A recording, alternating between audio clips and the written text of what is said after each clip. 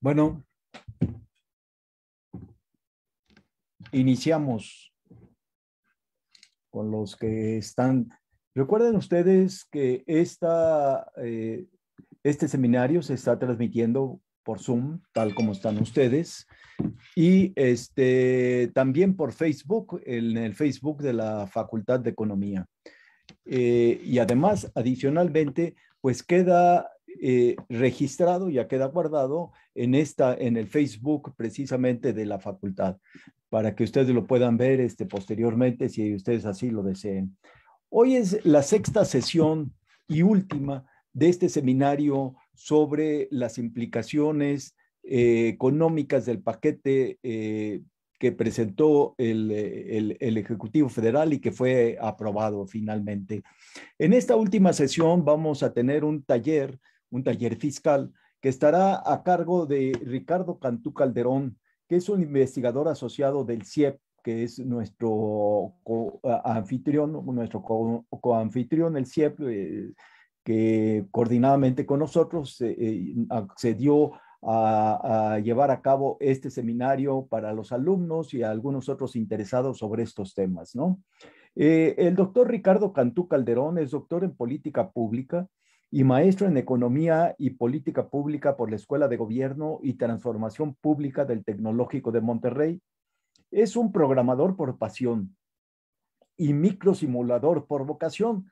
Sus temas de especialidad son sostenibilidad fiscal, ingresos presupuestarios, análisis de incidencia, sistemas de demandas, entre otros. Ha colaborado con instituciones internacionales como Global Development Network, East West Center y la Universidad de Harvard. Laboró en el Centro de Estudios de Finanzas Públicas de la Cámara de Diputados del 2008 al 2010 para posteriormente cofundar el CIEP. Ricardo, pues el análisis nada más para poder terminar, para poder ustedes tener derecho a la constancia de asistencia al seminario, pues en este taller Ricardo los guiará para que hagan ustedes un ejercicio que será revisado y que, por supuesto, aquellos que lo hayan asimilado y lo hagan el ejercicio adecuadamente, se les dará su constancia correspondiente, que al final les diré cuál va a ser la mecánica. Ricardo, sin más, te cedo el micrófono. Muchas gracias, Miguel, y buenas tardes ya a todos y todas, aquí al taller del simulador fiscal CIEP. Pues bueno, les empiezo comentándoles que este simulador fiscal es un proyecto que hemos venido realizando en el Centro de Investigación Económica y Presupuestaria desde nuestro comienzo. Ha sido pues un proyecto que hemos trabajado con el fin de que sea una herramienta pública, que sea una herramienta gratuita, una herramienta que todas y todas podamos utilizarlo para que podamos empoderarnos y podamos enriquecer el debate público, que cuestiones de finanzas públicas, de qué implicaciones tendría un cambio fiscal en una tasa impositiva del ISR o del IVA, del IEPS, un gasto en educación, salud, pensiones, entre otros. ¿Cómo esto impactará en las futuras generaciones? Muy particularmente, esto es algo bien importante que en el CIEP nos hemos dedicado mucho, porque las futuras generaciones pudieran ser la población menos representada en todos los aspectos, porque como todavía no han nacido, como todavía no existen, por así decirlo, pudiéramos estar a veces dejando y heredando obligaciones fiscales a las futuras generaciones, como sería el pago de la deuda o la deuda misma, que nosotros, las generaciones que estamos vivas, no estamos siendo capaces de cumplir por el desbalance fiscal que esto tendría. Voy a irme paso a paso. Si me fui muy rápido en esto, no se preocupen. Voy a entrar a detalles sobre qué implica esto que les decía sobre la incidencia intergeneracional. Pero bueno, primero déjenme platicarles. No tengo tantísimo tiempo como para explicarles todo lo que el simulador hace o todo lo que hemos hecho a través del CIEP y a través del simulador en sus 5 versiones. Pero si como quiera quiero darles una guía, un tour sobre cómo hemos nosotros evolucionado, sobre cómo pensamos el sistema fiscal y cómo ahorita lo estamos nosotros poniendo a disposición a todos ustedes el nuevo simulador fiscal, que bueno, nuevo porque lo lanzamos este año, la versión 5, pero hay otras 4 versiones que pues ya llevan tiempo. Llevo yo programando este simulador ya 13 años, desde la Cámara de Diputados, que cuando el doctor Miguel me hizo la introducción, en la Cámara de Diputados yo estaba, pues estuve yo en el Centro de Estudio de las Finanzas Públicas, yo era un investigador en donde los diputados venían y hacían peticiones, peticiones sobre qué implicaciones tendría si cambiamos el IVA del 15 al 16%. A mí me tocó ser parte de esa discusión, ser parte, bueno, más que la discusión del análisis sobre las implicaciones que tendría aumentar el IVA del 15 al 6%. Y se nos ocurrió hacer un simulador fiscal sobre, bueno, ¿qué pasaría si pusiéramos una herramienta a disposición de todos en donde cada quien pudiera poner, qué pasaría si ponemos del 15 al 16, si ponemos la canasta básica de tasa cero a exento o grabada, o el transporte público, o los alquileres, o cualquier otro componente, ¿qué implicaciones tendría, uno, para la redistribución del ingreso? ¿Qué implicaciones tendría para los deciles del ingreso un cambio, por ejemplo, en el IVA? Y dos, ¿qué implicaciones tendría para la sostenibilidad fiscal en el largo plazo? ¿Qué implicaciones tendría si la deuda bajaría o si la deuda sería heredada, como les platicaba al inicio, a las futuras generaciones, porque no estamos recaudando lo que estamos gastando? Entonces, déjenme compartirles mi pantalla. Voy a primero hacerle un muy breve tour de las 5 versiones del simulador. Y breve no porque yo quisiera que sea breve, sino porque el tiempo así nos lo exige. Esta fue la primera versión del simulador fiscal CIEP, ya pasando al Centro de Estudios de Investigación Económica y Presupuestaria. Esta fue la primera versión en donde tendríamos 11 módulos del IVA, ISR, ingresos petroleros, seguridad social, entre otros componentes como de ingresos y de gastos, y otros parámetros de crecimiento de la economía, de la inflación, del costo financiero de la deuda. Y el punto era que pudiéramos nosotros proponer y cambiar parámetros. Esta sería la primera versión que existió. Eso fue en el 2011, si mal no recuerdo, hace ya 10 años. ¿Y qué podemos nosotros cambiar? Los parámetros de la canasta básica, como les decía, exentos, grabados, tasa cero, etcétera. Y el punto era calcular calcular perspectivas, la simulación y qué implicaciones tendría para las finanzas públicas. Lamentablemente no puedo pasar, o sea, es la liga, pero era la liga, porque ahora ya la hemos reemplazado con las nuevas versiones y esta versión no está disponible. Nada más lo hago para fines didácticos. Le voy a pasar ahora a la versión 2 del simulador. Voy a compartirle la pantalla. Aquí. Este fue la versión 2. Ya quisimos hacer un poquito más de interactividad. Ya teníamos un logo para el simulador, que es estos símbolos que veían de menos y más. Y teníamos aquí los ingresos, los gastos, incidencia del módulo, incidencia global, sostenibilidad fiscal. Queríamos que fuese como un módulo, un panel de control en donde la gente pudiera cambiar de ingresos y gastos, cambiar cuestiones de, por ejemplo, aquí el desarrollo social, la pensión para adultos mayores, más pensión universal, cambiar parámetros que aquí creo que, sí, cuánto sería la cobertura, cuánto sería el pago de marcha cuando alguien fallecía, cuánto a la pensión daríamos del pago de marcha, la edad mínima para recibir la pensión universal.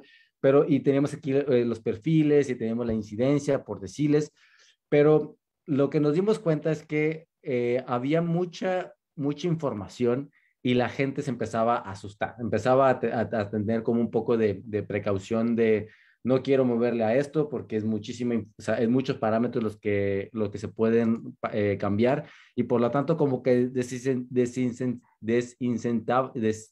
perdón, no incentivaba el uso del simulador y como que nomás veían, pero no hacían ningún ejercicio.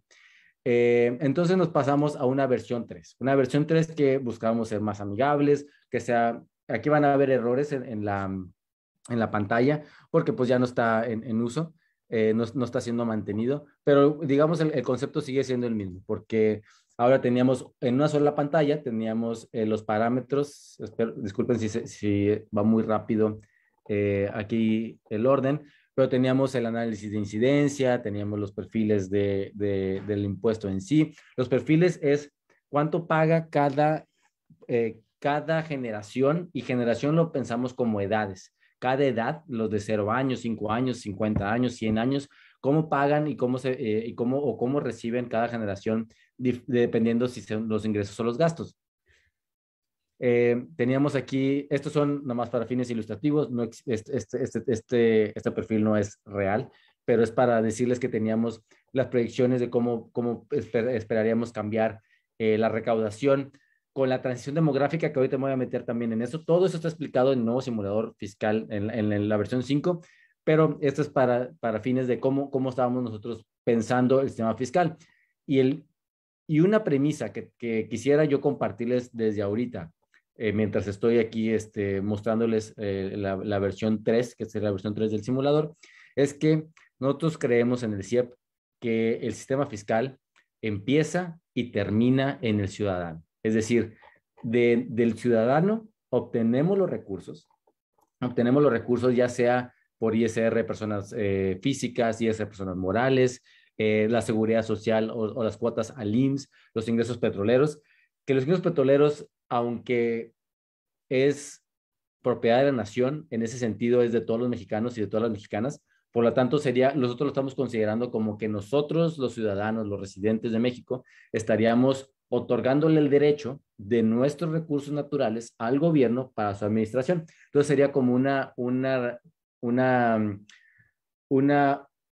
pues una aportación positiva del ciudadano hacia el gobierno sobre el uso de estos recursos. Podríamos aquí cambiar el precio del petróleo a través de los años, como esperamos que se moviera hasta el 2030. Entonces, el IEPS, que sería el IEPS no petrolero, porque pues tenemos un IEPS a gasolinas y diésel.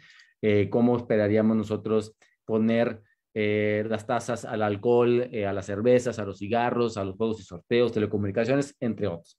Y el punto era que pudiéramos calcular nosotros y recalcular todos estos resultados que aquí ponemos, la recaudación proyectada como porcentaje del PIB, el número de contribuyentes, etcétera, etcétera. Antes que se me olvide, quiero quiero decirles que si tienen alguna pregunta mientras yo estoy haciendo la presentación, por favor levanten la mano a través del Zoom para que yo pueda verlos.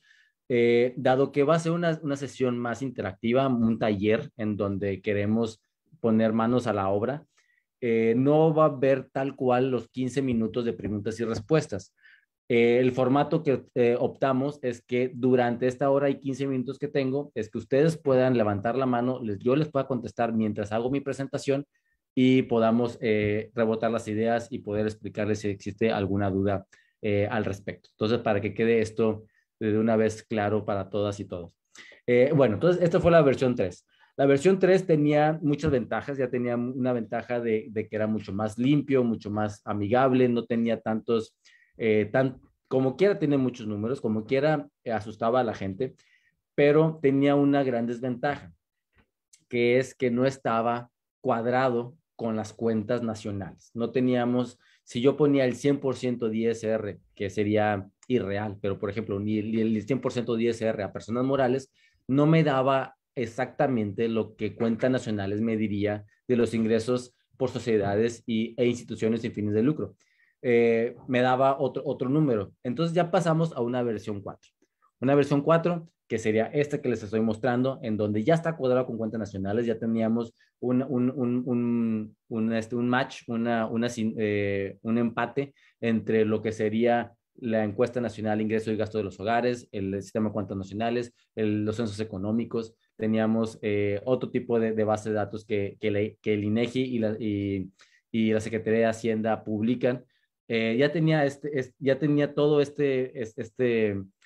ya estaba cuadrado con toda esta base de datos, pero el problema, aquí ya teníamos una sola pantalla, ya no tenemos que movernos entre módulos, aquí ya teníamos los ingresos, el impuesto al ingreso, el impuesto al consumo, impuesto al ingreso de capital, la educación, pensiones, salud. Aquí ya buscábamos tener en una sola pantalla todo el sistema fiscal, los ingresos y los gastos. Obviamente, la diferencia entre ingresos y gastos representaría la deuda, o dicho técnicamente, de una manera más correcta.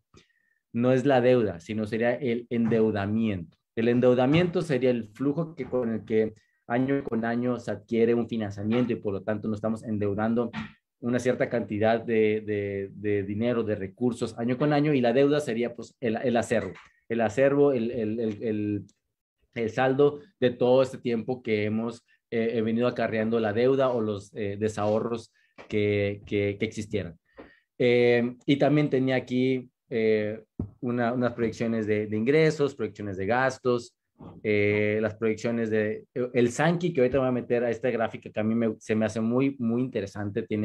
Esta es una versión anterior, no es tan bonita como la que está ahorita, pero el punto es, si todo empieza y termina en el ciudadano, podemos rastrear como un flujo económico, un flujo de dinero, cómo el dinero se mueve de inicio a fin de los contribuyentes a los beneficiarios y ver a final de cuentas cómo es la incidencia del sistema fiscal, cómo estaba la población ya que el gobierno entró, ya que el gobierno hizo su trabajo de recaudar en teoría de una manera progresiva más a los que más tienen y menos a los que menos tienen, y regresárselos también de una manera progresiva a los que más necesitan más y a los que menos necesitan menos.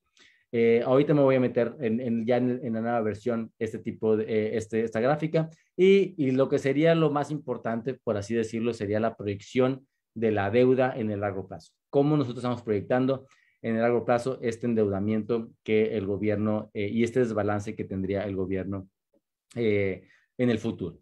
Y bueno, esta es otra gráfica que ahorita no voy a meter a explicarlo porque me tardaría muchísimo tiempo. Pero pueden ver acá arriba la fórmula básica. La fórmula básica de ingresos menos gastos es igual a deuda, que no es del todo correcto. Lo hago por fines más didácticos, más que por ser preciso, porque no es deuda, sería endeudamiento, pero es el balance o el desbalance.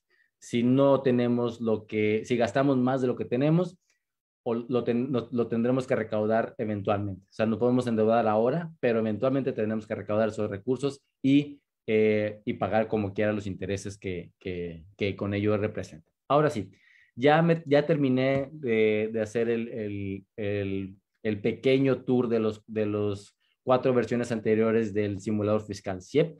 Esta ya es la versión nueva, la versión 5 del simulador. Y ya ven que tiene un concepto muy similar. Tenemos todavía aquí la ecuación básica, tenemos aquí los parámetros, ahorita voy a meter a ellos, y los resultados. Y hay un botón que está acá arriba. Si quieren, no sé si ya les pasaron, voy a ver si en el chat ya les pasaron la página. Si no, aquí les paso la página del simulador, simuladorfiscal.ciep.mx, para que puedan ustedes entrar y explorar conmigo esta página, esta herramienta. Hay un botón aquí en el simulador fiscal que dice por qué es importante. Voy a pasarlo muy rápido. Repito, tengo muy poco tiempo para explicar todo lo que está en el simulador. El por qué es importante es solamente una forma de contar la historia o el llamado a la acción de por qué es importante tener un simulador y por qué es importante que todas y todos podamos entender las implicaciones que tienen un cambio de los impuestos, un cambio en el gasto o inclusive un cambio en el endeudamiento para las futuras generaciones en particular. Aquí nomás mencionamos que el México necesita un nuevo sistema fiscal porque no tenemos los recursos suficientes para mantener el actual gasto público. Estamos gastando más de lo que estamos recaudando. ¿Y qué implicaciones tendría eso? Pues bueno, vamos a ver más adelante qué implicaciones tendría. ¿Qué implicaciones? ¿Por qué es importante esto? Porque cada vez hay menos niños y cada vez hay más adultos mayores. Estamos en medio de una transición demográfica en donde la tasa de fertilidad ha disminuido notoriamente. A partir de los años 70 ha venido en declive. A partir del año 2000 voy a mostrarles una gráfica en cómo ya a partir del año 2000 ya no estamos teniendo una pirámide demográfica, en la pirámide de que es hombres y mujeres, hombres de un lado, mujeres del otro, niños abajo, en el ápice estarían los adultos mayores y pensaríamos que siempre está una pirámide, hay muy poquitos adultos mayores y muchos niños. La actualidad es que cada vez hay menos niños y cada vez hay más adultos mayores. ¿Y esto qué representa para la sostenibilidad fiscal? ¿Qué representa para las finanzas públicas? ¿Qué representa que existan menos trabajadores y más pensionados? ¿Qué representa que haya menos niños y que haya menos niños en términos de educación? ¿O qué implicaciones tendría para la salud, para las pensiones, para otro tipo de gastos y otro tipo de ingresos, la recaudación, esta transición demográfica de tener una población cada vez más envejecida? Eh, Además, existen más obligaciones que recaudación. Estamos teniendo obligaciones muy importantes, particularmente, aquí vemos que aquí en el mapa de México que está como en el agua, que está como sacando los globitos, los impuestos. Sí, ahorita te doy la palabra, Saint Oliver. Tenemos los globitos que están como que subiendo a México, pero tenemos otros compromisos que serían la educación, la salud, las pensiones y en particular el costo financiero de la deuda, que es un gasto ineludible. Podemos cortar los demás bolsitas que aquí ponemos, pero el pago de la deuda es un gasto ineludible que no se pudiera cortar. A ver si, Saint Oliver, por favor, ¿cuál es tu pregunta?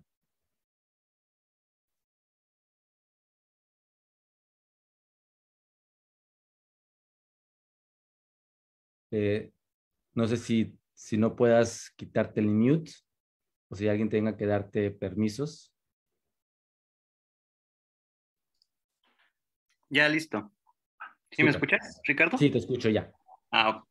En la última sesión del seminario que tuvimos, les hice una pregunta sobre los ingresos petroleros, ya que el país, pues, depende mucho de ellos, ¿no? Y sobre el tema que estás tratando, sobre las pensiones, pues va a llegar un momento dado porque varias de estas pensiones se mantienen por los ingresos petroleros. Entonces, con la curva demográfica que tú estás mencionando, pues ya va a ser insostenible que esas personas que estamos actualmente laborando si llegamos a tener una pensión, pues no las den porque no va a existir dinero que alcance para pagar todas las pensiones de todos esos trabajadores.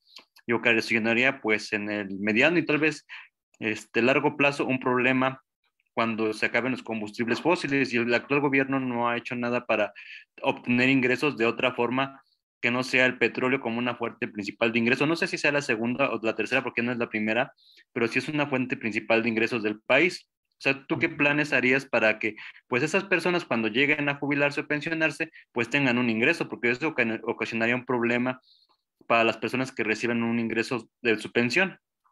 Sí, correcto, correcto. Tienes muy buen punto que había omitido decirlo, pero también la dependencia petrolera en México de los ingresos petroleros es muy alta. Cada vez ha sido menor, no por decisión del gobierno, sino porque los precios internacionales han bajado y por lo tanto los recursos han disminuido.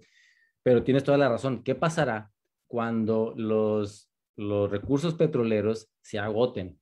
¿Cómo le diremos a las futuras generaciones? Fíjate que los recursos petroleros ya no lo acabamos y no hicimos ahorros.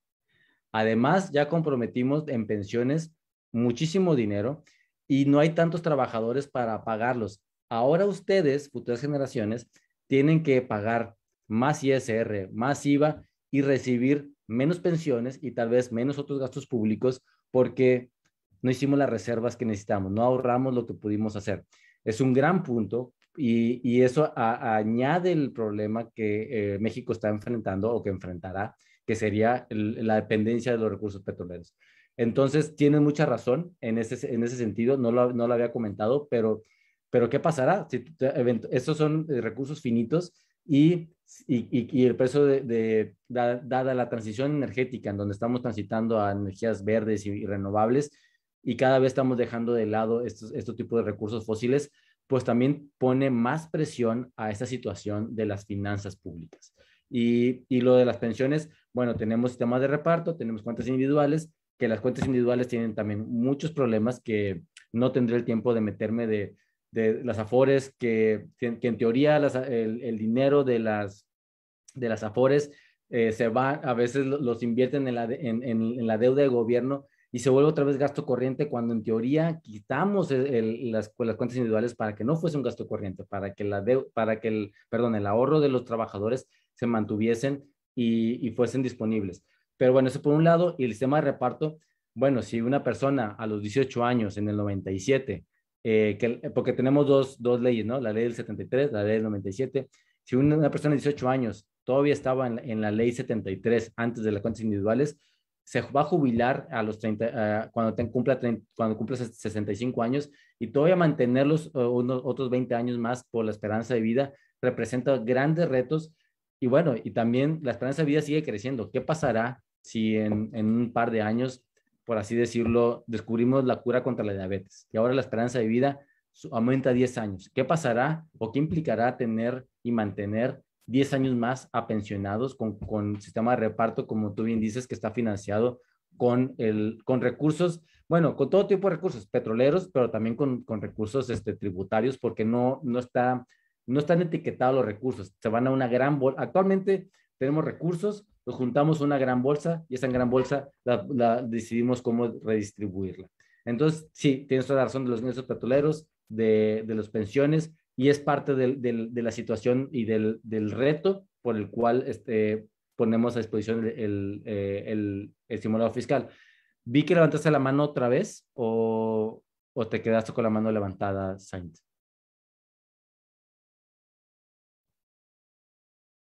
Creo que se quedó con la mano levantada, Rick. Sí, porque Sí. vi como que bajó y subió. Ok, bueno, pero muy buen punto. Voy a continuar. Si no, por favor, hazme saber si hay más preguntas. ¿Cómo es que llegamos hasta aquí?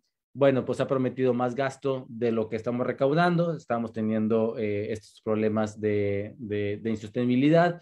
Y, por ejemplo, ¿qué implica tener deuda? Actualmente, el costo financiero de la deuda es, y discúlpeme que no sea tan técnico en la palabra deuda y endeudamiento, lo hago para fines más didácticos, pero ya que puedo ponerles el énfasis a esto, el costo financiero de la deuda representó en 2021, 2.9% del PIB. Lo que todo el sistema de salud, en todos sus sistemas, en todo el país, representó 2.5% del PIB.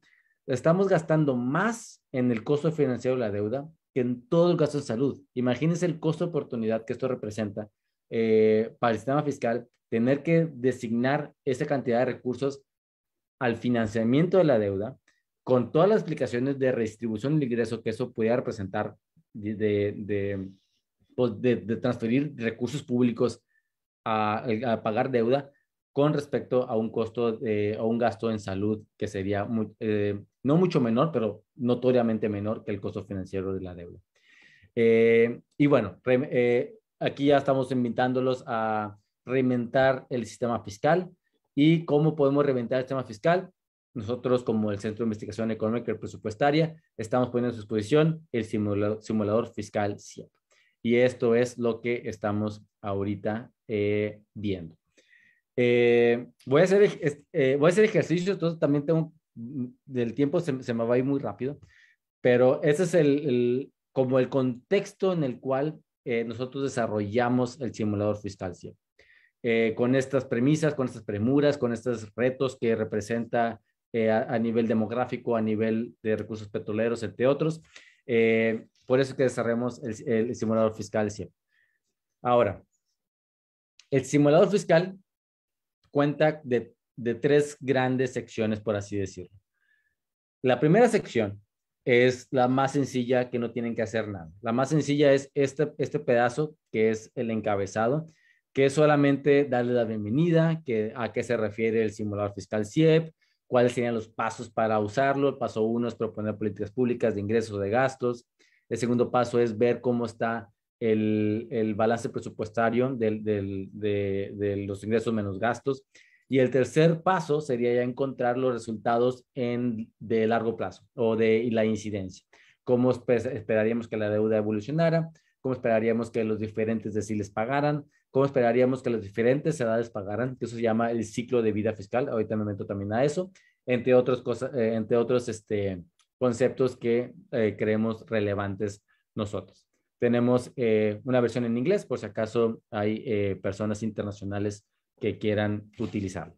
Ok, esa es la primera sección. La encabezado, que no hay mucho que hacer, nada más leer y como más o menos familiarizarse con lo que nosotros estamos mostrando en la página. La segunda sección sería los parámetros, sería esto que estamos viendo aquí que tiene el fondo gris. Los parámetros que tiene los ingresos todavía los divido en ingresos laborales, ingresos de consumo e ingresos de capital. Recordemos que el PIB se puede ver de dos maneras. O sea, es una moneda con dos caras. La cara 1 sería los recursos. Los recursos que nosotros generamos como trabajadores, que serían los impuestos laborales. Como trabajador yo genero remuneración, bueno, genero y me dan recursos, remuneraciones por ser asalariado. También yo obtengo recursos de un ingreso mixto. El ingreso mixto es un componente del sistema de cuentas nacionales que es un poquito, es mixto porque es difícil dividir.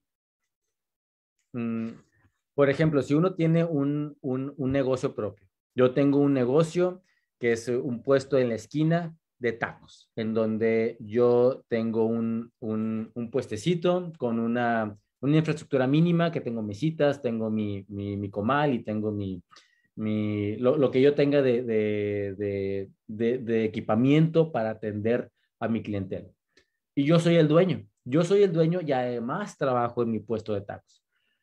Es difícil determinar cuando yo obtengo mis ingresos, cuánto porcentaje de esos ingresos fueron porque yo trabajé ahí en mi puesto o cuánto de mis ingresos es por el establecimiento físico, por el capital que yo tengo.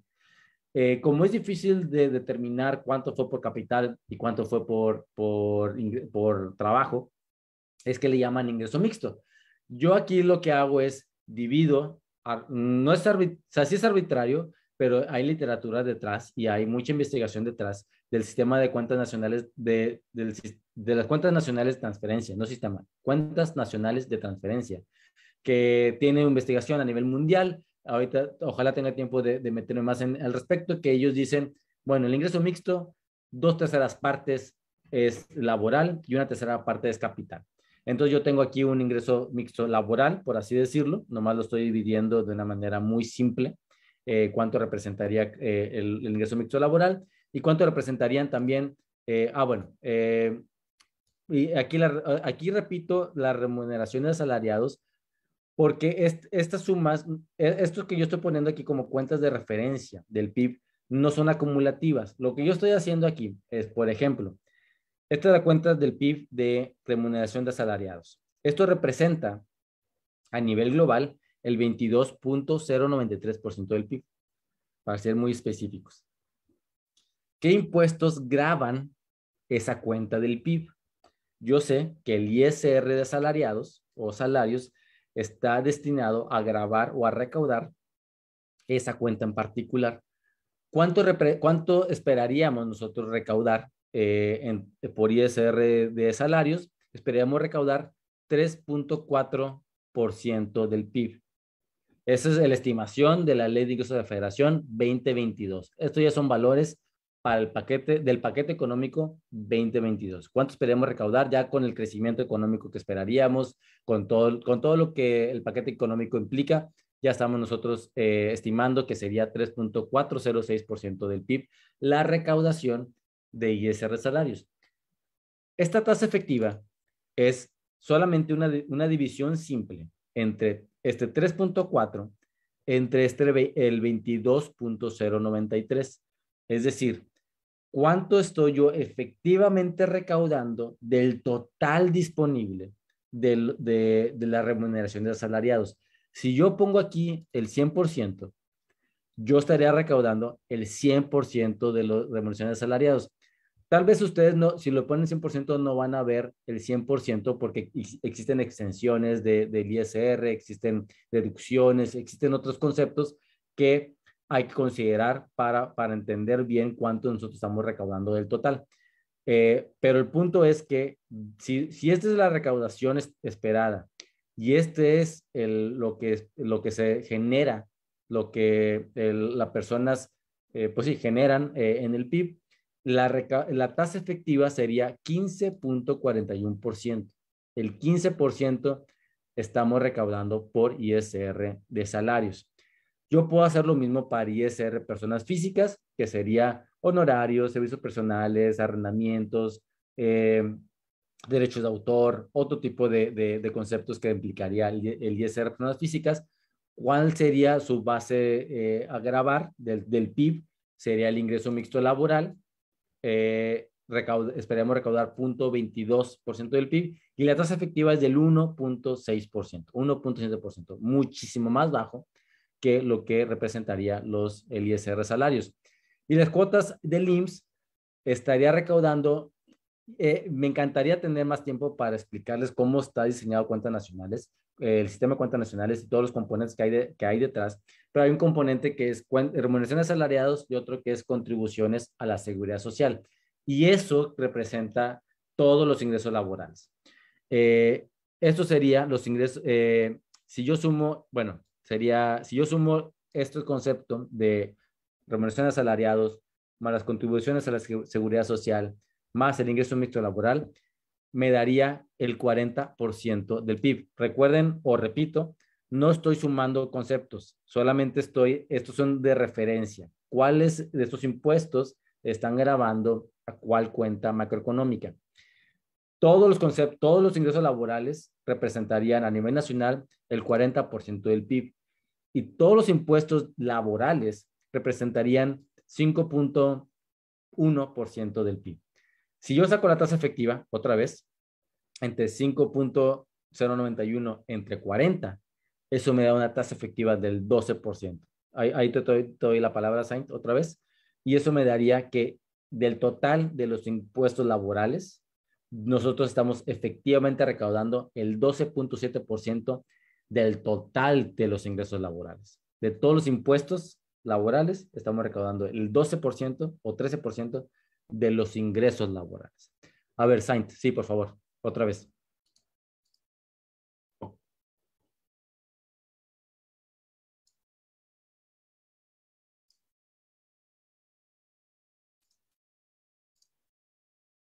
Me imagino que estamos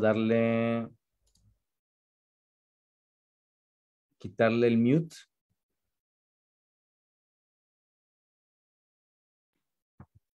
Listo, ya, doctor. Súper. Otra pregunta. Sobre esa parte que mencionas, por ejemplo, de Paco, Luis, que tienen su pyme y que pues no pagan impuestos porque es un ingreso mixto como el que tú dices, pues obviamente no van a tener una pensión. Tal vez eso podría incentivar al gobierno a que les dieran cierta forma de que ellos pagaran un cierto impuesto porque sí están laborando, ¿no? En sí. Sí, ahí entras en un concepto de la moral tributaria, que tanto una persona está dispuesta a pagar un impuesto porque puede tener un beneficio del gobierno. Muchas veces no existe esa moral tributaria, creemos que darles el dinero al gobierno no representa ningún beneficio para mí, por lo tanto existe una alta informalidad. No estoy metiéndome tal cual en este concepto de intrincado de si yo sumo los impuestos, qué tanto representaría la informalidad, pero lo que estamos haciendo, y voy a meterme a detalle, es que si ven aquí existe ICR salarios, viene un botón de modificar, ICR físicas, viene otro botón de modificar, le picamos a modificar, tenemos los rangos del ISR acorde con ley, y acá abajo tenemos el porcentaje de informalidad. Aquí el punto es, actualmente nuestras estimaciones es que la informalidad es del 46%. Entonces nosotros pudiéramos cambiar esa informalidad y ver qué implicaciones tendría en la recaudación y en la incidencia y en la sostenibilidad cambiar ese tipo de formalidad. No sé si por ahí va tu pregunta, Sainz. Por ese lado, por cuanto a las pymes que representan una parte de los ingresos fiscales, y el otro es de que las grandes empresas registran a los trabajadores con menor salario porque están en un outsourcing, la mayoría, por eso este año hubo una ley sobre eso. Entonces, al tenerlos registrados con menor salario, obviamente pagan menos impuestos y hay menos recaudación. Correcto. Hasta ahí era mi pregunta. Sí, ahí hay un concepto de evasión y elusión, en donde la ilusión es pagar menos impuestos usando las leyes a conveniencia, en donde hacemos otro tipo de empresas y sociedades y fundaciones y neteamos y vamos dando vueltas el dinero para que paguen menos impuestos. Sí, es cierto, es un problema, están haciendo cosas al respecto, pero esto ya te da una tasa efectiva ya global. Ya lo que estamos nosotros recaudando es 0.91% del PIB. ¿Cuánto es lo que se produjo de ingresos laborales? Sería 40% del PIB, y la tasa efectivamente recaudada, ya sabiendo que no se recaudó por el outsourcing, por informalidad y entre otras cosas, sería un 12.7% de tasa efectivamente recaudada, o porcentaje efectivamente recaudado del total de los ingresos laborales. Ese es el concepto que nos estamos manejando ya como a nivel, ya cerrando los números ya a nivel global, cómo representa, qué tanto se está recaudando del total disponible. Esto sería por el lado de los impuestos laborales. Espero haber contado tu pregunta, Sainz. Si no, por favor, vuelvan a preguntar. Entonces, este sería, por un lado, los impuestos laborales. Tenemos también impuestos al consumo. El otro lado de la moneda, del PIB, un lado de la generación de los ingresos. Bueno, si me quedo todavía del lado de la generación de los ingresos, tendría que considerar los ingresos de capital, porque una parte son los ingresos laborales, que sería el 40% del PIB, y otra parte sería los ingresos de capital, que aquí estamos un 42% del PIB. El restante, el 17% restante, para que sume el 100%, es la depreciación. Eso no lo estoy considerando porque, pues, depreciación o consumo de capital fijo. Si nosotros consideramos cuánto estamos nosotros recaudando ahora de los ingresos de capital, ya estaríamos hablando del ISR de personas morales, de empresas y sociedades que tienen un ingreso de capital. ¿Cuánto representan? 31% del PIB. ¿Cuánto estamos recaudando? 3.7. ¿Cuánto representa la tasa efectiva de estos dos conceptos? Estaríamos en un casi 12% de tasa efectiva por este concepto. Ahora, ¿qué tanto produce el gobierno estos ingresos de capital? Porque tenemos nosotros, el gobierno también tiene empresas paraestatales y organismos públicos, como sería, bueno, la CFE, Pemex, IMSS e ISSSTE, que son empresas paraestatales y organismos públicos, que ellos generan ingresos de capital. No es que esté grabando, sino que está generando esos ingresos de capital el sector público. Y lo que genera sería 4.2% del PIB, del total de ingresos, de capital. Estos de arriba solamente son ingresos de capital privados. Esto sería el ingreso de capital total. Y sería una tasa efectiva un poquito en el término más flexible, porque como no está siendo grabado, sino siempre está siendo generado, no es una tasa efectiva de recaudación o de imposición, sino será pues cuánto representa más bien esta generación de recursos de estas empresas y organismos, cuánto representa del total de los ingresos de capital, pues representa un 11%. Y tenemos el Fondo Mexicano del Petróleo, que también representa una recaudación del 1.3%. ¿Cuánto representa el total de los ingresos de capital? Un 3%, 3.5%. Y tenemos otros componentes, el resto de los ingresos no tributarios, los ingresos públicos o ingresos presupuestarios, que serían los derechos, como de explotación forestal, marina, minera. Tenemos productos, que sería como si el gobierno posee un bien público, cuando lo renta, es un producto que está ofreciendo. O también los pasaportes, por ejemplo, es un producto que el gobierno está entregando. Aprovechamiento sería como multas, reintegros, actualizaciones, etcétera, y el resto. Entonces tendríamos una recaudación de otros ingresos del 1%, o casi 1.1% del PIB. ¿Y cuánto representa el total? 2%. Ahorita te regreso toda la palabra, Sainz. Y si yo sumo todos los impuestos e ingresos de capital, ya no estaba la mano levantada entonces. Si sumo todos los impuestos e ingresos de capital, estaríamos recaudando un 10.4% del PIB. ¿Cuánto representa los ingresos de capital? Total sería 42.44% del PIB. Y la tasa efectiva de todo eso sería un 24.5% del PIB. Noten cómo estamos recaudando sustancialmente más por ingresos de capital comparado con los impuestos laborales, con lo que representaría la cuenta macroeconómica de los impuestos laborales. Ese sería por un lado de la moneda, de la recaudación y de uso de recursos. El otro lado tenemos el consumo. el consumo, que es el consumo de los hogares, el consumo de gobierno, el ahorro, y tendríamos también un cuarto concepto que serían los turistas y turistas extranjeros y nacionales, que hay un neteo. Si los turistas nacionales van al extranjero, pues sacan dinero, ¿no? Ahí sería una cuenta negativa.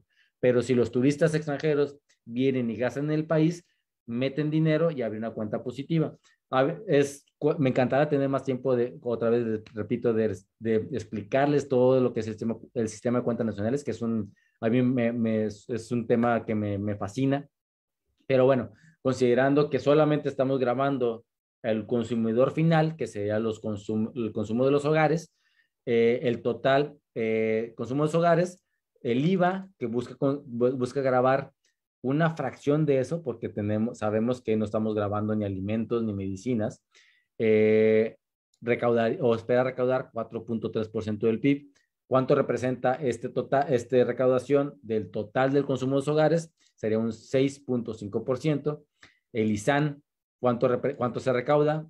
Muy poquito, 0.043%. ¿Cuánto representa las compras de vehículos en un año en el país? 2.9% del PIB, una tasa efectiva del 1.4%.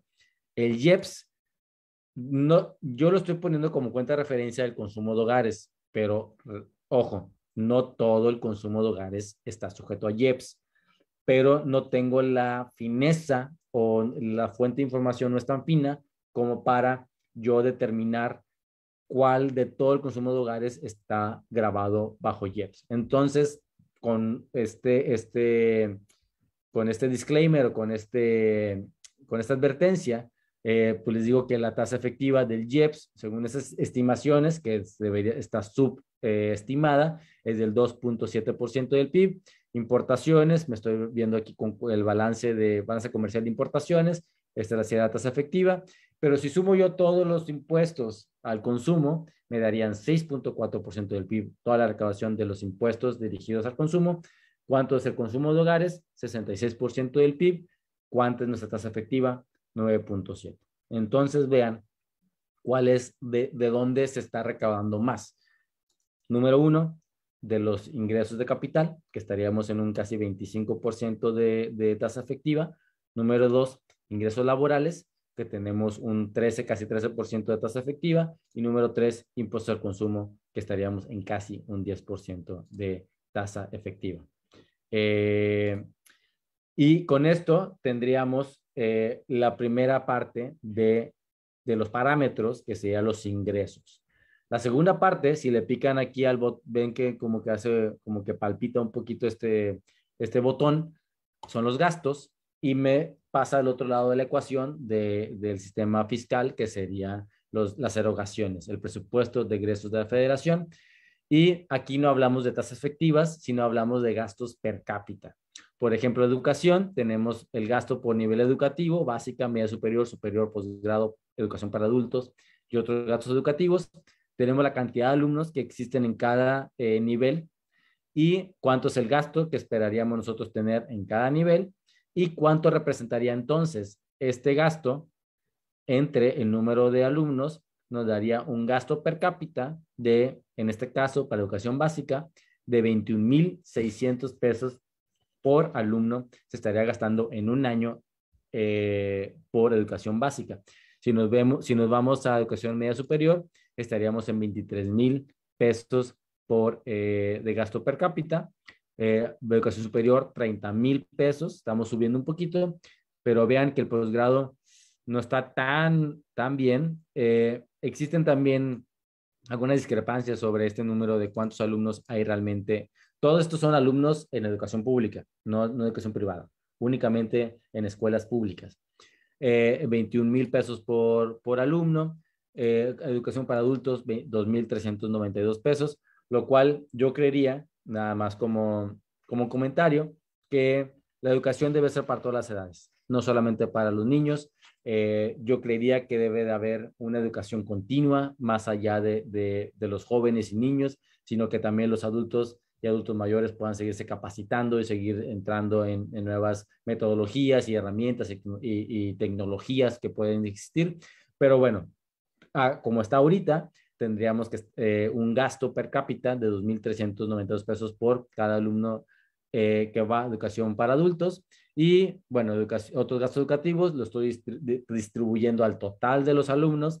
Este gasto de otros, que será administrativos y deportes y cultura, estaríamos gastando 1.473 pesos por alumno. Y en total, veamos que de los 36 millones o casi 37 millones de alumnos, estamos gastando 3 puntos del PIB y representaría un gasto per cápita de 28.147 pesos por alumno en educación a nivel global. Si nos vamos a salud, tendríamos lo mismo, nada más que en vez de tener niveles educativos, tenemos las instituciones. Tenemos muchas instituciones.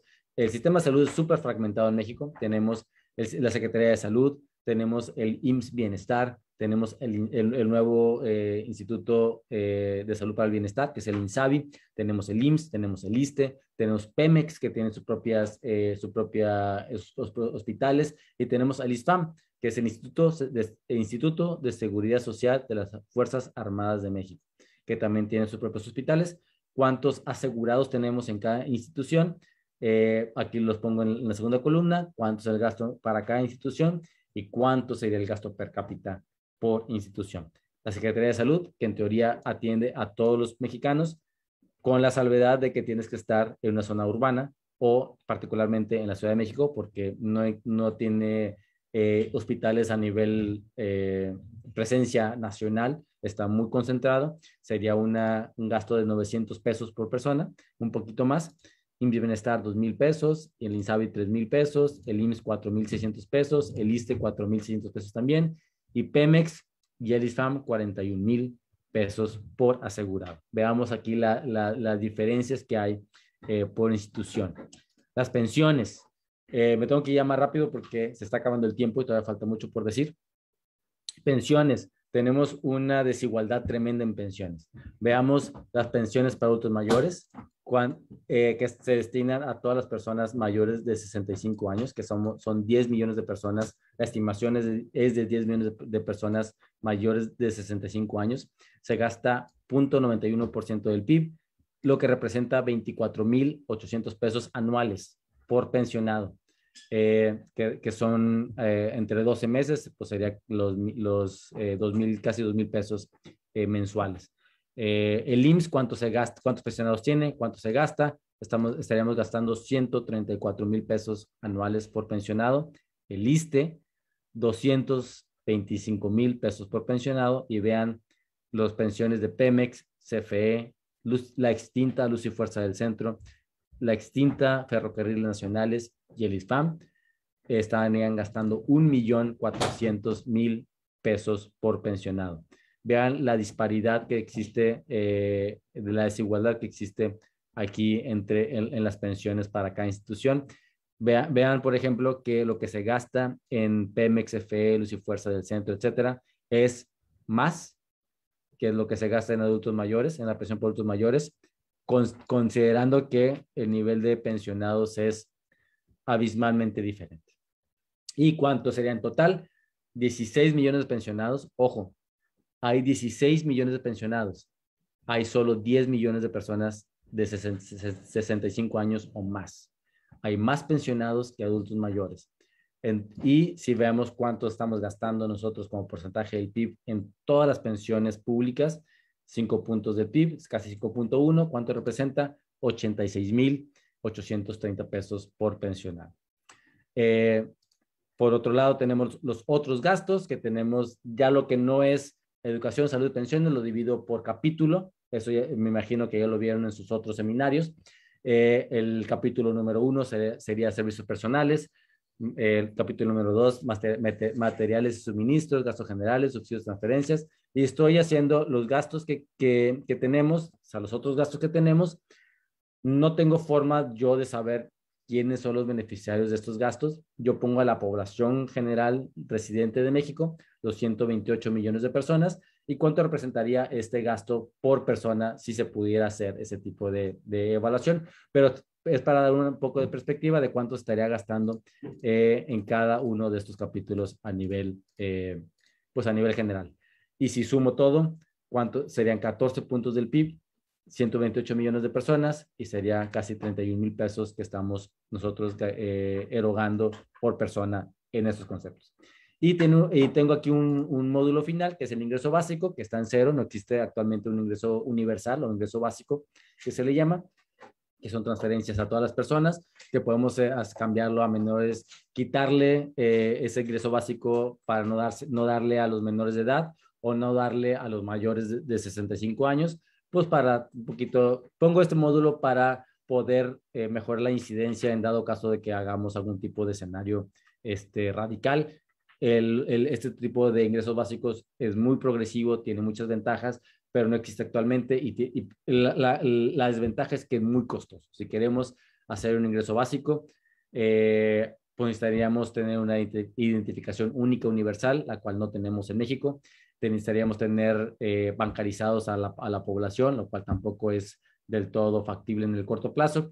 Pero bueno, es para tener más herramientas de cómo podemos pensar un sistema fiscal diferente. Y por último, tenemos esta sección que está de este lado, que sería el Producto Interno Bruto, son estimaciones de cuánto esperaríamos que el PIB creciera en el año 2021, 2022, 2023, 2024 y 2025 y más allá. Obviamente se puede hacer esta serie mucho más larga, pero pues lo condenso para que no sea tantos parámetros como para que no asuste tanto a las personas y pueda haber, como quiera, pueda haber un tipo de ejercicios y juegos con estos parámetros que sí estoy permitiendo modelar. Entonces, a nivel global, tenemos que los ingresos son 21.944% del PIB, los gastos son 25.199% del PIB y el endeudamiento, otra vez, repito, no es deuda tal cual, no es el acervo, sino sería nada más el flujo, el endeudamiento sería 3.255% del PIB, lo que se estima el paquete económico 2022 para el próximo año. Tenemos otros conceptos de la tasa de interés efectiva, tipo de cambio y depreciación, que no voy a meter mucho porque ya tengo 15 minutos nada más para mostrarles ahora parte número 1, sección número 1, era el encabezado. Sección número 2 son los parámetros que ya les expliqué. Y sección número 3 sería los resultados. ¿Qué es lo que el simulador quiere mostrarles? ¿Qué es lo que el simulador quiere decirles sobre las implicaciones que tendría? Número 1, en la redistribución del ingreso. ¿Cuánto aportarían los hogares? Estamos dividiendo la población, bueno, los hogares del país, de los más pobres, que sería el decil número 1, el 10% con menores recursos sería el decil 1, el siguiente 10% sería el decil 2, el decil 3 sería el siguiente 10% y así sucesivamente, hasta que el decil 10 es el decil con el 10% con mayores recursos. ¿Cuánto nosotros esperaríamos que cada decil aportara de manera neta?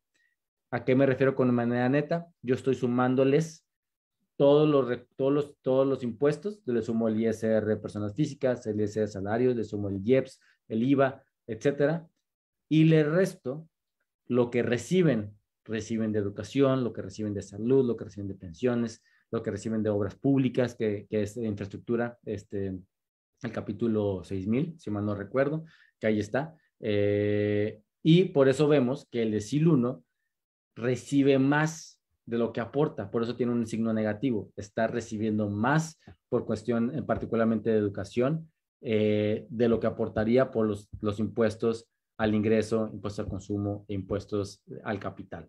Y vemos que se recibirían a nivel anual por hogar 47,000 pesos anuales, otra vez. ¿Cuánto representaría ese monto como porcentaje del ingreso anual del hogar? Este monto representaría el 63.6% del ingreso del hogar. Estaríamos viendo que es hay que ver que es progresivo porque estaríamos relativamente beneficiando más a los que menos tienen y estaríamos recaudando más a los que más tienen. Veamos que el decil 10 aportaría, porque es positivo, un 13.2%. Pero veamos que a nivel absoluto estamos dándole ligeramente más al decil 2 que al decil 1. aunque si lo hacemos relativo a su ingreso, sí tenemos esta incidencia más progresiva, pero a nivel monetario, a nivel absoluto, estaríamos viendo ahí un poquito de, no tan bien comportado, pero tampoco es tan mal comportado este cambio. Este sería, número uno, la redistribución del ingreso por hogares, por deciles. El resultado número dos, la incidencia por edades, que esto le llamo, perdón, si me estoy moviendo tanto, el ciclo de vida fiscal. ¿Cómo esperaríamos nosotros, si alguien de 0 años nace, cómo esperaría, si uno de 0 años no recibe educación porque todavía no va a la escuela, tampoco está aportando ISR porque no está trabajando, evidentemente, pero sí está consumiendo. Tal vez no es su dinero el que está pagando el consumo de electricidad y de vivienda y de alimentos y vestidos, etcétera, pero su presencia tiene un consumo y eso yo le asigno lo que representaría su transferencia positiva o de recaudación hacia el gobierno, los niños de 0 años, pero le estoy restando lo que reciben de salud, por ejemplo. Y veamos que están en el lado negativo, muy chiquito, los niños de 0 años. Nomás para explicarles, tal vez no me me fui muy rápido a esta gráfica. Del lado izquierdo tenemos a los hombres, del lado derecho tenemos a las mujeres. La base sería los niños de 0 a 4 años y vamos subiendo hacia el ápice de 5 a 9, 10 a 14, 5 a 19, hasta los de 105 años y 109 años y más de edad. Vamos subiendo y vemos cómo conforme vamos aumentando nuestra edad o vamos creciendo, vamos de 0 años, vamos recibiendo cada vez más recursos públicos porque estamos entrando a la educación, pero conforme vamos entrando al mercado laboral y empezamos a trabajar, empezamos a transferir más recursos, tanto por el ISR como por consumo del IVA, como por consumo del IEPS. También empezamos a consumir otro tipo de productos como cervezas, cigarros, juegos y sorteos que no están diseñados para niños, pero sí están, digamos, para los adultos. Y vemos que ya empezamos a aportar más, ya es positivo, aportamos más de lo que recibimos hasta el punto que ya nos empezamos a jubilar y empezamos otra vez a recibir más de lo que aportamos al sistema fiscal. Y esto es lo que nosotros consideraríamos como el ciclo de vida fiscal. Esto no es algo solamente en México. Si ven aquí hay una liga que dice todo el mundo. Es lo que les comentaba hace un rato sobre las cuentas nacionales de transferencia. Ahí si le dan clic a ese link, le va a llevar a la página de internet de cuentas nacionales de transferencia y van a ver que este tipo de comportamientos es a nivel mundial. Todos los países, las Filipinas, Estados Unidos, Europa, África, todo el mundo tiene un ciclo de vida más o menos similar. Obviamente dependerá de los contratos sociales y de los tanto contratos sociales públicos como privados, como qué tanto las mujeres tienen que encargarse de los padres o los hijos tienen que mantener a los padres o los abuelos tienen que mantener a los nietos. Hay un montón de contratos sociales de todo tipo que aquí buscamos nosotros dilucidar las transferencias que se hacen intra-hogar, adentro del hogar. Existen déficit, hay niños que pues no están aportando en el sentido de no están generando recursos, pero sí están consumiendo. Entonces, eso representaría un déficit del ciclo de vida y lo se convierte en superávit. ¿Cómo se tiene que financiar? Pues tenemos que hacer transferencias de superávits a déficits. Ok, veamos el siguiente resultado. Si yo mantengo el ciclo de vida fiscal, el anterior, el perfil, también yo le llamo a esto un perfil fiscal. Si yo mantengo este perfil constante y yo ya sé, aquí voy a ponerles un GIF, una animación, de cómo estábamos en 1950, nuestra pirámide demográfica. Es decir, una pirámide. Teníamos una amplia base de niños, una pequeña ápice de adultos mayores, pero conforme hemos venido creciendo y mejorando nuestros sistemas de salud, entre otros factores, nuestra nutrición, entre otras cosas, somos más población, la tasa de fertilidad ha bajado, pero ven que a partir del año 2000 actualmente ya no hay, la base ya no es tan amplia, ya se empezó a mantener pues, mucho más plana y a partir de 2030 o 2025 ya estamos otra vez en vez de una pirámide, ya estamos como en un rombo, en donde ya tenemos está revirtiendo, o se está invirtiendo, mejor dicho, en la pirámide demográfica. Nunca se va a invertir al 100%, pero ya tenemos un pequeño rombo de esta pirámide con las cuales se diseñaron los sistemas de pensiones, en donde pensábamos que siempre iba a haber más jóvenes que adultos mayores, a tener una situación en donde cada vez hay más adultos mayores y cada vez hay menos niños. Voy a dejar un poquito más el tiempo para que vean una segunda vez este cambio en el 2000. Ya no hay tantos niños, la tasa de fertilidad bajó sustancialmente y a partir de 2020, o sea, las estimaciones son proyecciones, no tenemos ya hicimos el censo, pero para 2030, 2040 son proyecciones. Esperaríamos que esta pirámide se vuelva más como un rombo, como lo vemos así. ¿Qué implicaciones tiene eso? Si tenemos cada vez más adultos mayores recibiendo este tipo de pensiones, cada vez menos niños recibiendo este tipo de educación y cada vez menos trabajadores aportando este tipo de impuestos, nosotros esperaríamos entonces que exista un máximo de aportaciones netas. ¿Qué se refiere esto? En el 2028, nuestro bono demográfico, que es una amplia base de trabajadores, ya se va a acabar. Ya no vamos a tener la suficiente fuerza, momentum de trabajadores y ya vamos a empezar a tener más personas dependientes, más niños y más adultos mayores, por lo cual encontraríamos un máximo en el 2028 de aportaciones y después ya reduciríamos las aportaciones subsecuentemente. Si no aprovechamos el bono demográfico al 2028 y mantenemos todo constante, es probable que este bono demográfico se nos fue y no hicimos las reservas, simplemente aumentamos la deuda y que implicará para las futuras generaciones que hayamos desperdiciado no solamente los ingresos petroleros, sino también nuestro bono demográfico. Estos son los ingresos, la proyección de los ingresos a través del tiempo, es para transparentar mis supuestos, los perfiles que tengo de los impuestos laborales, vean cómo los niños en este caso no están aportando, los adultos son los que más aportan y los adultos mayores no aportarían tanto como los de los trabajadores. En los perfiles de consumo tenemos otro tipo de estructura y bueno, así podemos ver también los impuestos a capital. Veamos aquí otro tipo de perfil. Y con esos perfiles yo hago estimaciones de cuánto esperaría yo recaudar por estos tres componentes que son los que ya vimos arriba: impuestos laborales, impuestos al consumo e ingresos de capital. ¿Cómo están los gastos? Igual yo estoy haciendo las mismas estimaciones de salud, de educación, pensiones, renta básica, pensión bienestar, entre otros. Y veamos que, por ejemplo, salud, yo estoy asumiendo que el perfil de salud es similar a la tasa de mortalidad, porque significaría que son los que más requerirían el gasto en salud. Puedo utilizar otro tipo de perfil, como asegurados o uso de hospitales, pero el uso no es esa información no es tan accesible.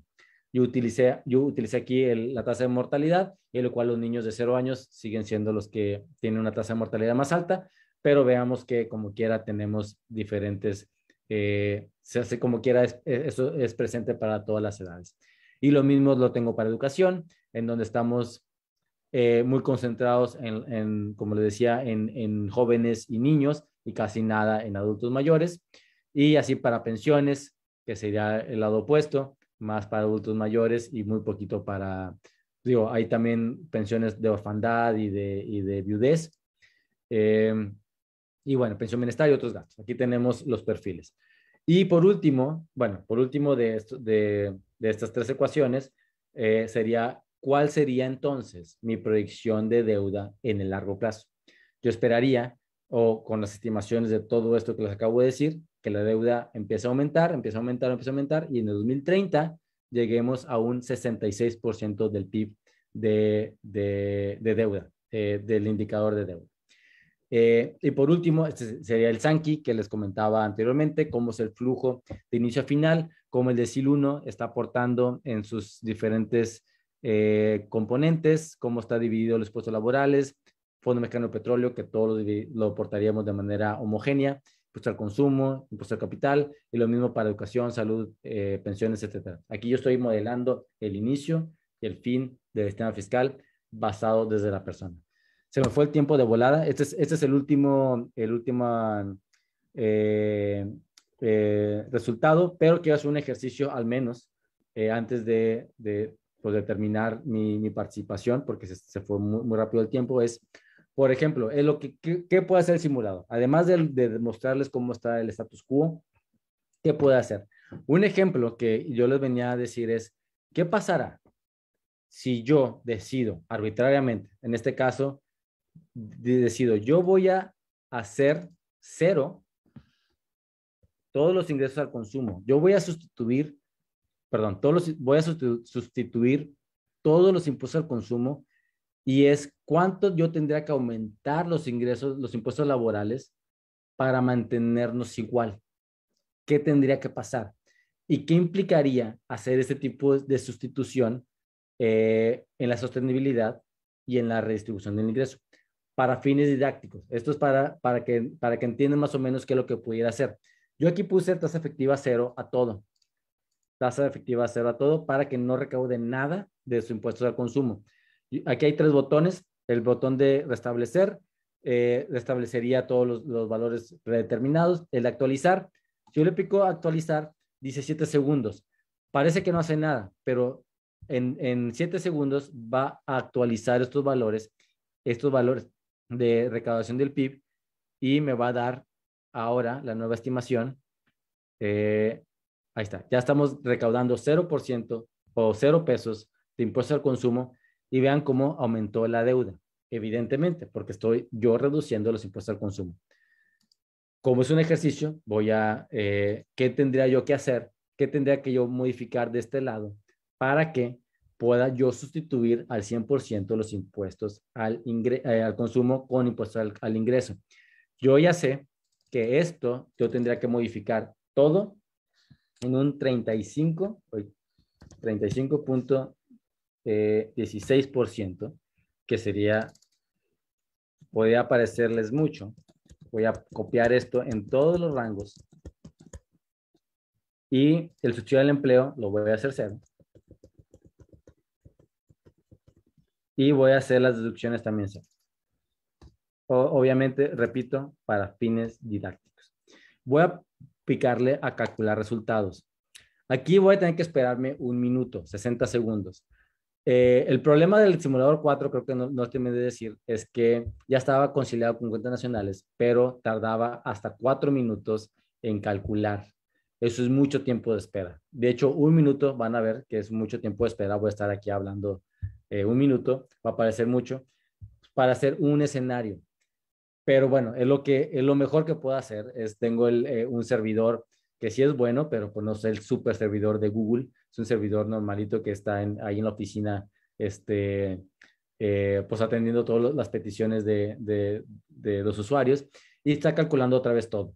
Va a calcular cuánto será la recaudación nueva, la incidencia, la sostenibilidad, todo lo que les enseñé, el Sankey, todas las gráficas de abajo lo está recalculando, y vamos a ver cómo quedaría la nueva incidencia y la nueva sostenibilidad del ingreso con este parámetro.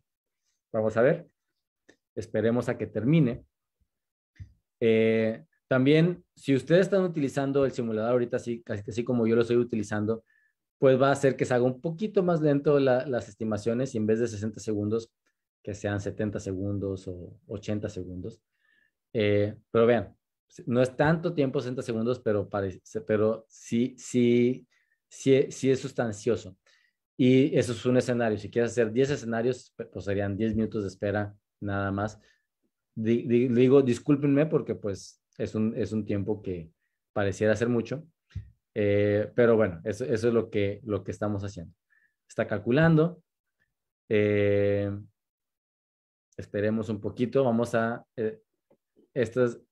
vean cómo está. Desde menos 63 es el status quo, y 13.2 el decil 10. Menos 63 el decil 1. 13.2 el decil 10.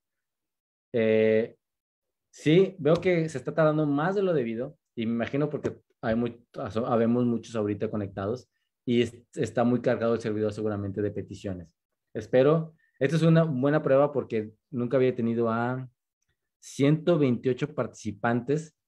No sé si todos ustedes están al mismo tiempo agarrando el simulador.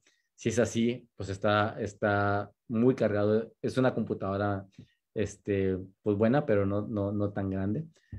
Sí se está tardando más del minuto, pero ahorita espero que sí salgan los resultados. De que funciona, funciona, pero aquí estamos lidiando con una peticiones tal vez muy, muy grandes. Bueno, vamos a ver, menos 63, 13.2%, va a reestimar el ciclo de vida fiscal, va a reestimar si esto va a cambiar, esta aportación máxima que era en el 2028, era nuestra proyección, a ver qué pasaría con este nuevo escenario. Recordemos que seguimos en un bono fiscal, un bono demográfico. Todavía tenemos más población en edad de trabajar. Eventualmente, esos van a envejecer y esos van a van a exigir más pensiones. Pero ahorita todavía no llegamos a eso. Estamos envejeciendo, pero todavía tenemos el bono demográfico y las proyecciones. A ver, pues sí, mientras esperamos, a ver, Saint, por favor, tu pregunta.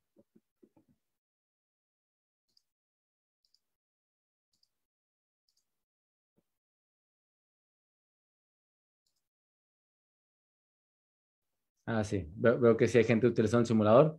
Y bueno, ahí está el detalle. Y ahorita que le piqué en actualizar, noté que se tardó un poquito más de lo debido. Sí me respondió, pero pues sí está. Si ahorita veo el uso del CPU, ha de estar saturadísimo el servidor.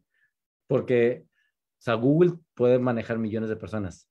Mi simulador estaba pensando como para 5 al mismo tiempo, 10 al mismo tiempo. Digo, sí es utilizado, pero esta es la primera vez que tengo a 127 personas. Bueno, y si no funciona, pues digo, sí funciona, pero si te esperamos mucho, hagan preguntas. No sé si hay algún tipo de preguntas y respuestas, preguntas que tengan. Por favor, Saint, creo que tú levantas la mano primero y luego Ignacio Cruz, esperando que eventualmente nos responda aquí el simulador. Sí, Sainz, nomás el unmute. No está habilitado el micrófono y alguien que me pueda apoyar, algún coordinador.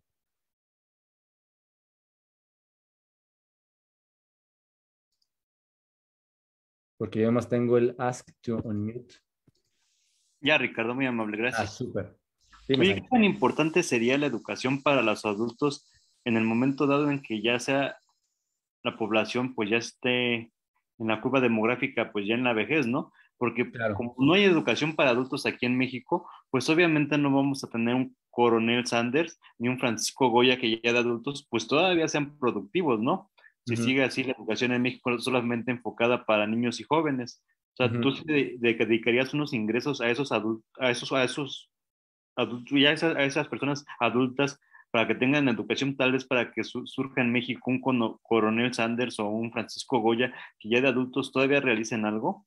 Sí, fíjate que es muy buen comentario porque existe este bono demográfico, que también le llaman el primer dividendo demográfico, en donde simplemente por mayor población hay un mayor crecimiento del PIB, pero hay algo que se llama el segundo dividendo demográfico, en donde esta mayor capacidad productiva de las personas hace que exista una mayor empuje de productividad y de producción del PIB, en donde pues sí, la mayor productividad hace que haya más PIB. Yo sí creería que es muy importante tener una educación mucho más continua en donde podamos mejorar las capacidades de todas las personas y que también los adultos mayores sean productivos en la manera de sus capacidades, en la manera de sus necesidades, pero que también puedan tener una aportación y que no simplemente pensemos que adultos mayores ya son pensionados y ya no generan nada, sino yo creería que sí debe de haber mayor impulso en educación de adultos mayores para generar este segundo dividendo demográfico y potencialmente extender pues este bono demográfico, este dividendo, más allá de lo que por pura fuerza bruta pudiera hacer. Entonces, o sea, tal vez una pregunta muy concisa para algo tan largo es sí, yo creería que deberíamos de hacer y repensar el sistema educativo, repensarlo en maneras no solamente para niños en este caso, sino también para otros mayores y que podamos ser más productivos por más tiempo. Yo creo que eso es algo que es muy, muy importante también tenerlo en cuenta. A ver, Ignacio, por favor, tu pregunta. Espero, perdón, Sainz, haberte contestado tu pregunta. Ignacio.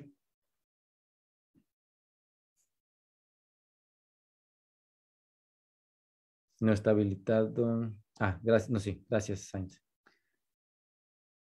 Oiga, sí se está tardando muchísimo, ¿eh? Es que qué bueno que todos están metiéndose al simulador, todos estamos ahí. Qué mal, porque no me está aportando a mi ejemplo. Y tenía otros 3 ejemplos que dar, pero con esto veo que no va a ser no va a ser posible hacer los otros ejemplos. Pero, a ver, Ignacio, alguien que le pueda habilitar su micrófono.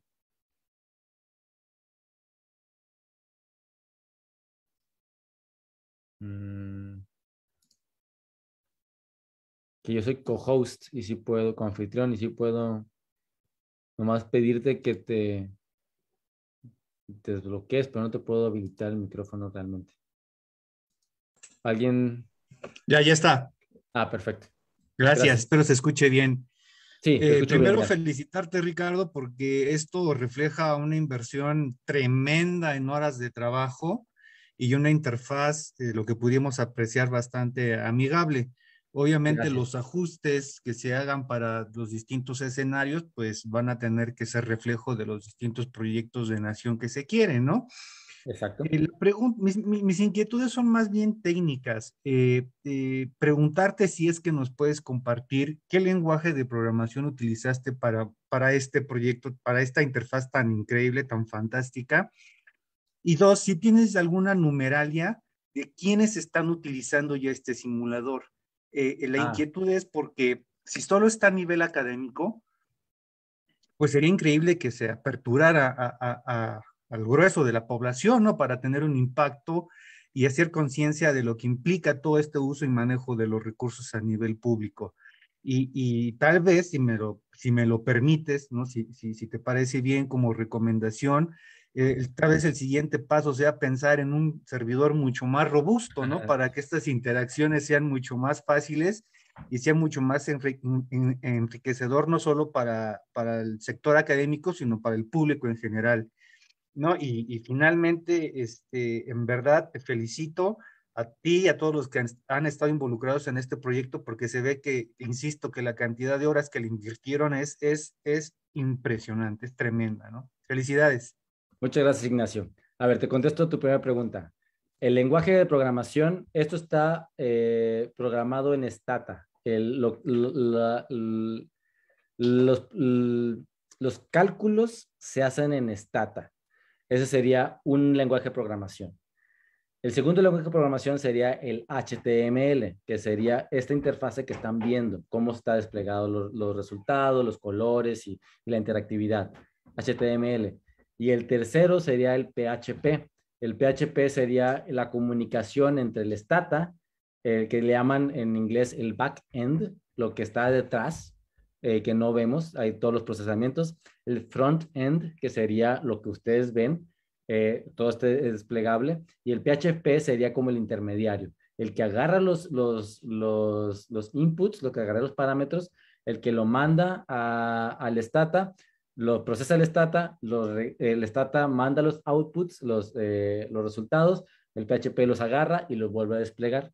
Entonces son 3 lenguajes de programación que se utilizan para este tipo de simulador.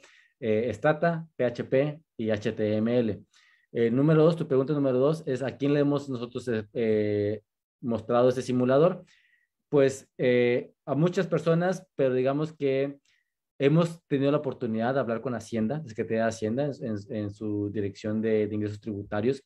Pudimos la oportunidad de esta versión en particular mostrárselas y enseñárselas y ver, explicarles lo que estamos haciendo y los resultados que hace y también decir los resultados que no hace. Tampoco tenemos equilibrios generales. Por ejemplo, si yo invierto más en educación, no estoy yo calculando cuánta más productividad esto tendría en el largo plazo. O si yo gasto en obras públicas, qué tanto también tendría en otro tipo de parámetros. Esto es más aritmético, pero hemos tenido la oportunidad de hacer este tipo de escenarios, bueno, este tipo de ejercicios de talleres a muchísimas universidades, dado que es un programa un poquito complicado de explicar y de entender.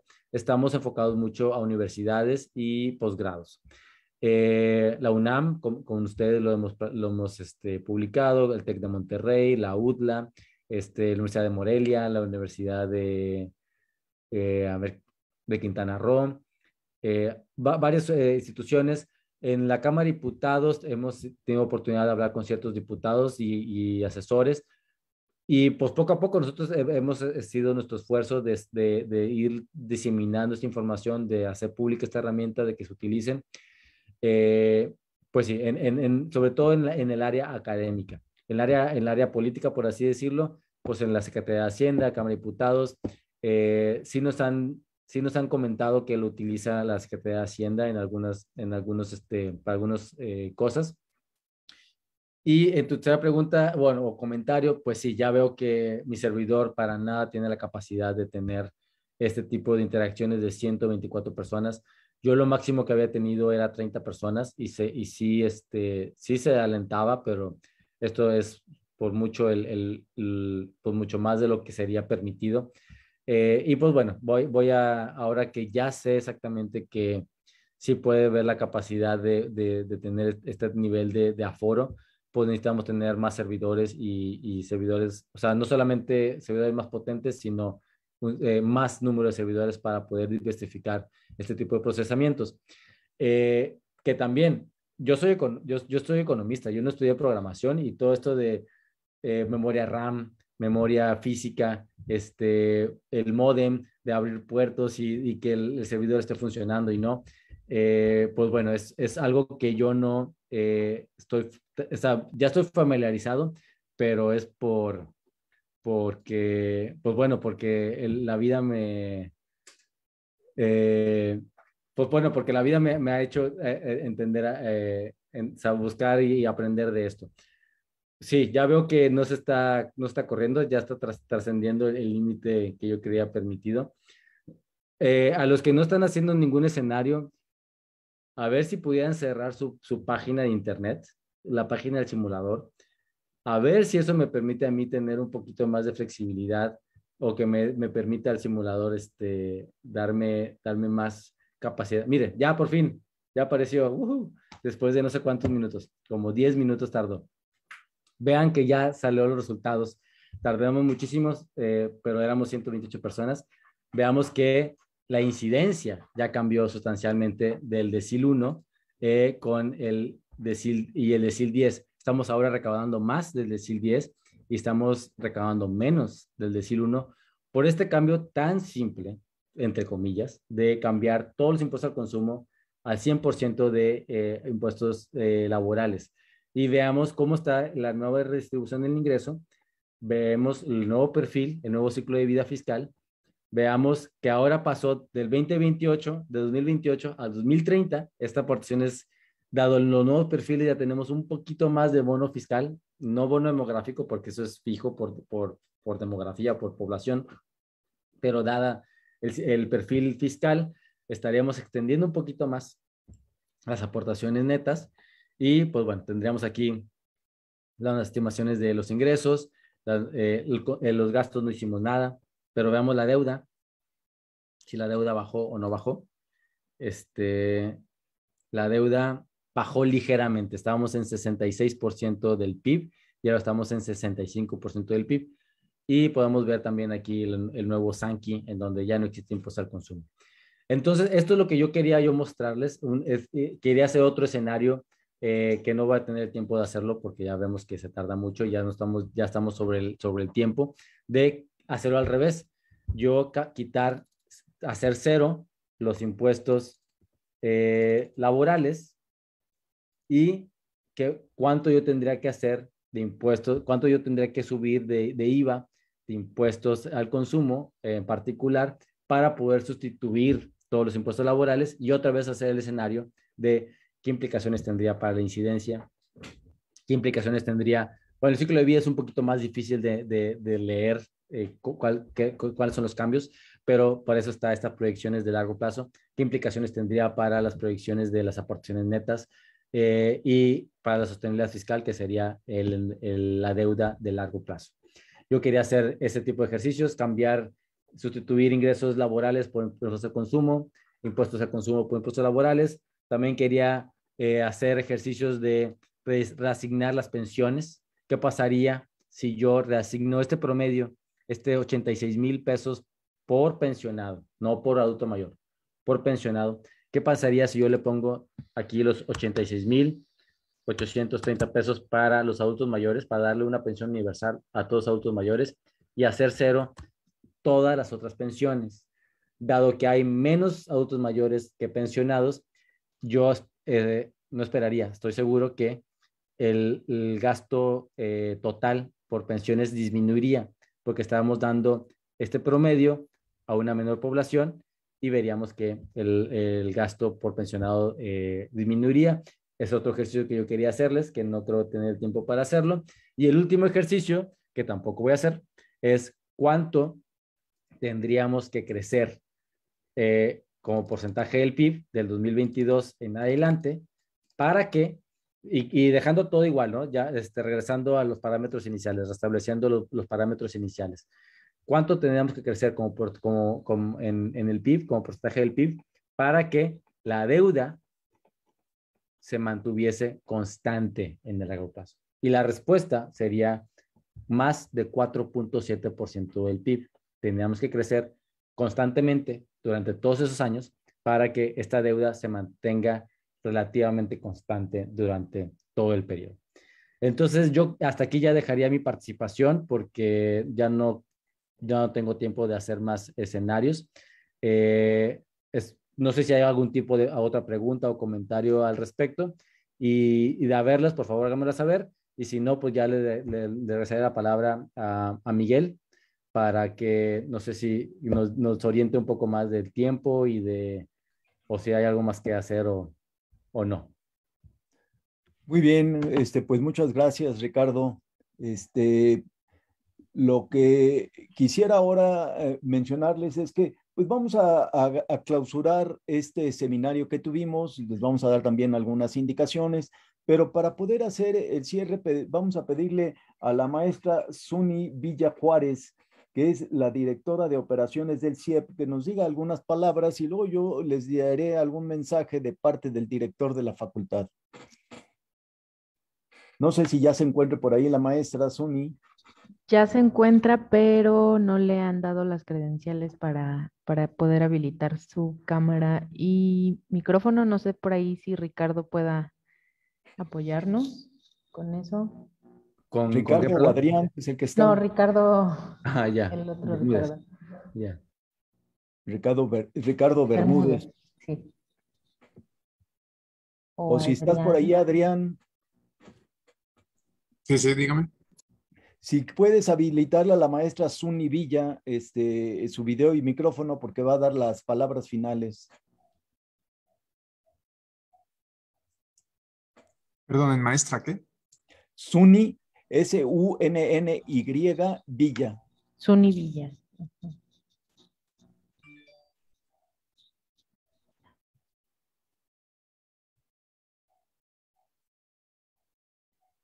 Creo que ya Listo. está habilitada, Mariana. Listo, pues muy buenas tardes a todas, todos los que nos acompañan el día de hoy. Yo la verdad es que no me queda más que primero agradecer al ICEFI por hacer este espacio, por la oportunidad, al maestro Miguel González por haber hecho esto posible, también a Jonathan Carrillo, David Ochoa y a todo el equipo de CIEP que han estado con ustedes durante estas semanas. Y principalmente a ustedes quienes nos han acompañado. Les quiero contar que tuvimos más de 1,000 personas registradas en este seminario. Tuvimos una atención promedio entre todos los canales en donde se difundió estos eventos. Tuvimos alrededor de 600 personas, lo cual habla de que tenemos una sociedad cada vez mejor informada y más participativa de las finanzas públicas, y en el CIEP, pues eso es lo que queremos. Queremos que tengamos mejores ciudadanos con conocimiento para poder discutir estos temas, y cuando ustedes sean los tomadores de decisiones, pues justo tengan las herramientas necesarias para tomar decisiones informadas en evidencia, sabiendo cómo nos pueden afectar de distinta manera a todas las personas. A mí no me queda más que agradecer el espacio y también invitarles a que sigan nuestra página de internet, que sigan nuestras redes sociales. Nos pueden encontrar como CIEP MX, o bien en Twitter, Facebook, Instagram, YouTube, como CIEP MX. Muchos de estos seminarios que hemos realizado, algunos se van a poder encontrar en estas plataformas. Y también pues a que nos escriban si tienen alguna duda o pregunta. Sé que siempre Ricardo nos deja con más preguntas y respuestas y más ganas de saber, lo cual creo que es padrísimo, y quizá haya el interés de extender la ponencia que nos estaba haciendo Ricardo. Creo que en el CIEP estamos en la mejor disposición de hacerlo, siempre y cuando haya interesados, espero que sí, porque justo el tema de estudiar las finanzas públicas, de eso se trata. El Centro de Investigación Económica y Presupuestaria lleva ya más de 10 años, todavía no terminamos de entenderlo del todo, y por eso necesitamos más mentes como las de ustedes, que participen de estos debates, que participen de esta información, y sobre todo que la utilicen ahora y en el largo plazo. Así que no me queda más que reiterarle mi agradecimiento por el tiempo, la dedicación y el interés, y esperando también que esto se repita en los años venideros. Así que muchísimas gracias a todas y todos por acompañarnos. Muchas gracias, Uni. Sí, ahora yo quisiera darles un mensaje a nombre del maestro Eduardo Vega, director de la facultad. En primer lugar, agradecer a esta buena disposición que tuvo el CIEP para hacernos esta presentación. Claro, ya como lo dijo Suni, también agradecer a todos los compañeros del CEFI que nos ayudaron, incluso Tamara, que fue la que inició y que ya no está aquí.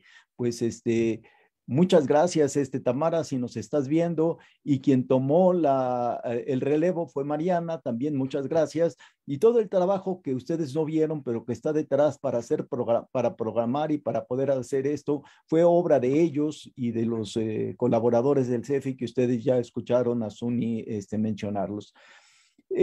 Fue me parece, un seminario muy interesante para discutir, para presentar muchos de los aspectos, todos los aspectos más bien, no del grado de detalle que a lo mejor hubiéramos querido, de lo que es el paquete, las implicaciones del paquete económico que presentó el Ejecutivo Federal, y que al final de cuentas, pues los distintos aspectos fueron aprobados por las cámaras de diputados, y en su oportunidad el de ingresos por la Cámara de Senadores.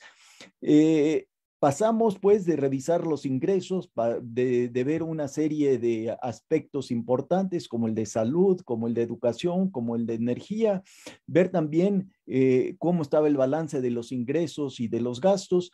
Y bueno, finalmente con este taller que tuvimos, con este tan interesante instrumento que nos deja y que ustedes pueden poder utilizar en la medida en que lo quieran. Solo quiero recordarles por algunos de los comentarios que nos daban en esta sesión final, que en la página de Facebook de la facultad ustedes podrán encontrar todas las sesiones, aquellos que lo quieran volver a ver, incluso nos decían el ejercicio que presentó Ricardo Cantú en esta ocasión, pues queda grabado y está en la página de Facebook de la facultad para que lo quieran ver. Es necesario que hagan ustedes a través de un formulario que les ha puesto por ahí Mariana, Sí, espero que lo hayan visto, que tienen que hacer un ejercicio para que tengamos una evaluación que nos dé pues el requisito académico para poder otorgarles una constancia. Este, Ahí la idea es que ustedes tendrían hasta el próximo viernes 26 a las 18 horas para enviar su evaluación, ¿sí? Y que también quisiera recordarles otra cosa, que cualquier duda que tuvieran, sobre todo en la elaboración o otro tipo de preguntas, ustedes pueden escribirles al correo info, arroba, ciep.mx, y bueno, ahí les contestarán cualquiera de los distintos participantes, de los distintos exponentes que tuvimos en este seminario. Una vez que tengamos el ejercicio, la evaluación y que lo revisen los expertos que estuvieron acompañándonos, tardaríamos aproximadamente un mes en procesar y elaborar las constancias y mandárselas a los correos que ustedes nos dejaron registrado. Así va a ser la forma de mandarles la constancia. Cualquier problema que tengan, bueno, nos pueden escribir, ya les mencioné, al CIEP o al CEFI, que tienen ustedes también. ¿Cuál es nuestro correo? Es cefi.fe.unam@gmail.com. Y quisiera también decirles que dentro de las actividades que estamos desarrollando en el CEFI, hemos estado elaborando una serie también de podcasts sobre los temas más importantes que hasta ahorita nos han dicho los alumnos que tienen interés en conocer, más allá de lo que ven en sus propias clases, y que estos podcasts se encuentran a su disposición también en la página de Facebook de la facultad y del CEFI. Y también comenzar a recordarles que también pueden encontrar en la página de el CEFI las ligas para estos seminarios, las ligas para los podcasts.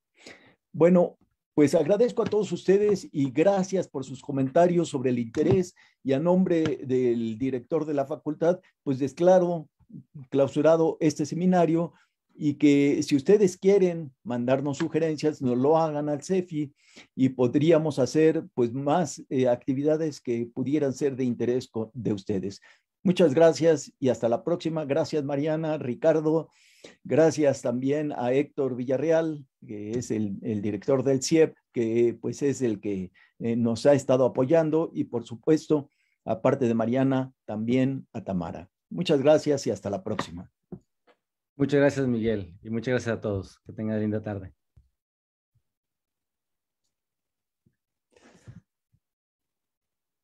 Adrián, ya terminamos. Puedes terminar.